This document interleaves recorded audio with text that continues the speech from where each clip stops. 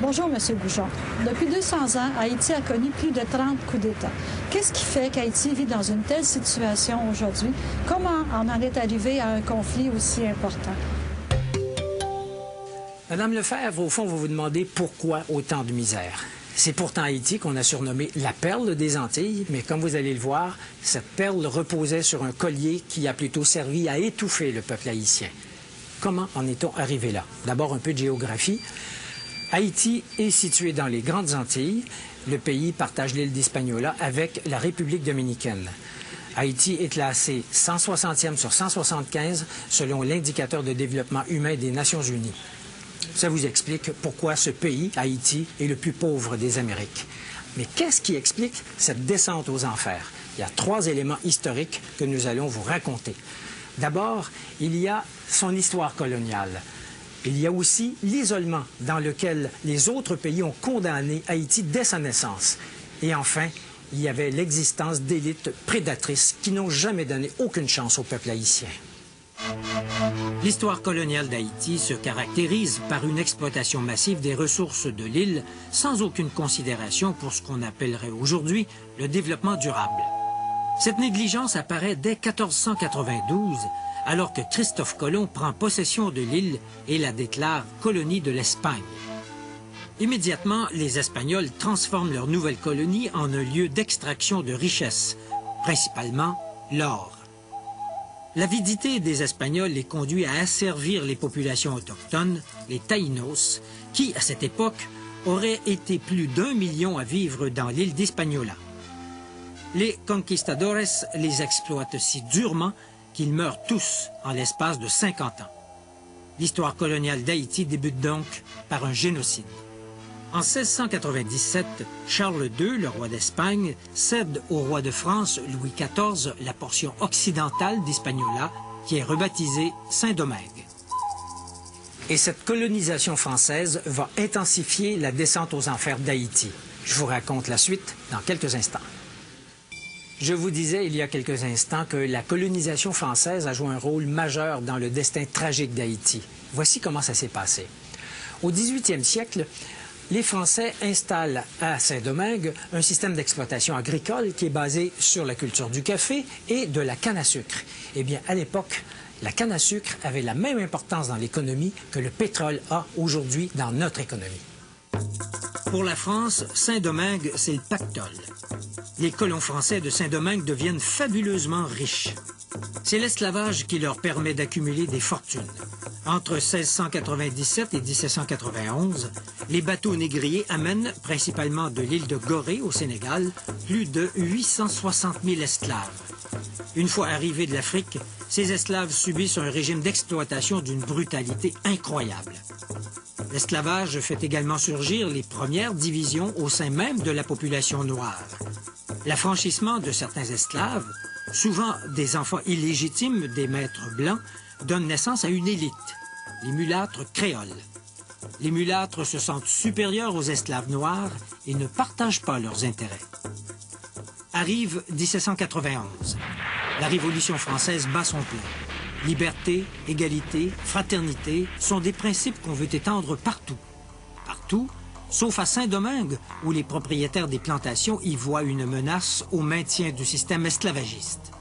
Cependant, les mulâtres et les Noirs affranchis souhaitent les voir établir ces principes dans l'île, mais pour eux seuls. Un chef, Toussaint Louverture, déclenche une rébellion extrêmement violente.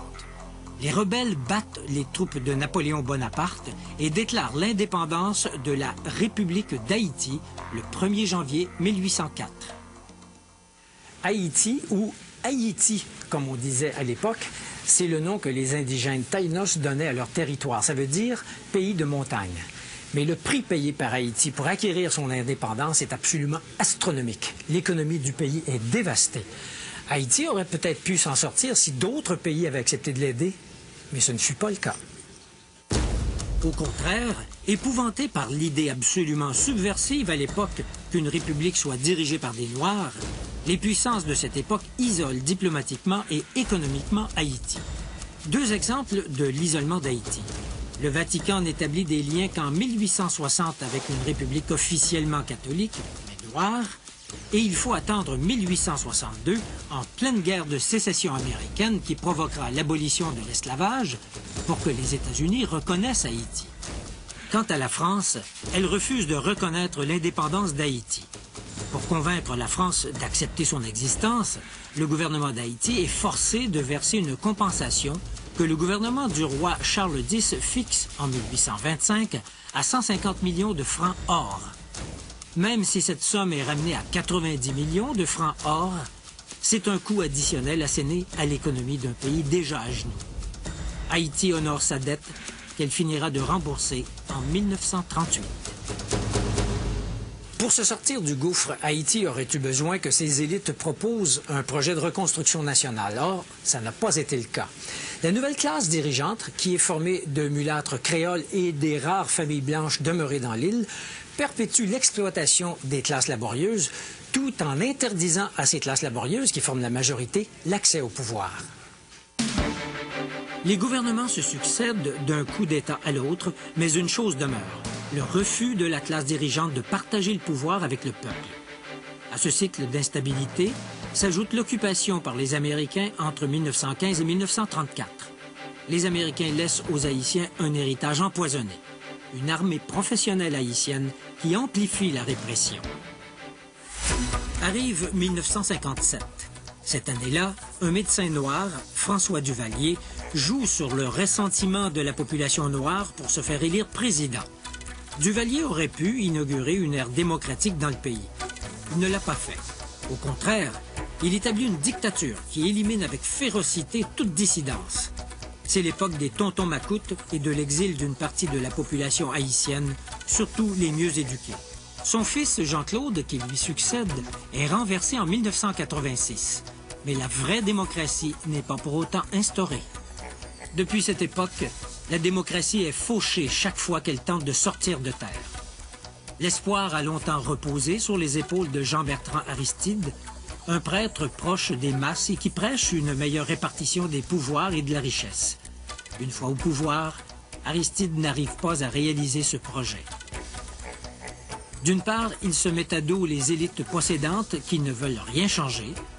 D'autre part, il sombre lui-même dans le moule de l'homme fort, du chef charismatique mais autoritaire qui ne partage pas le pouvoir et utilise la force pour se maintenir en place.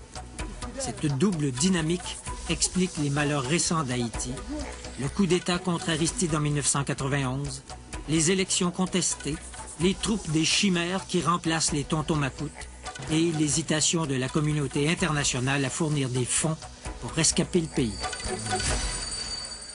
La grande question est maintenant de savoir comment Haïti pourra rompre avec son passé et s'engager dans la voie de la prospérité et de la démocratie.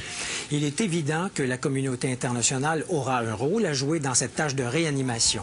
Mais pour rendre son éclat à la perle des Antilles, il faudra beaucoup de doigté et beaucoup d'argent.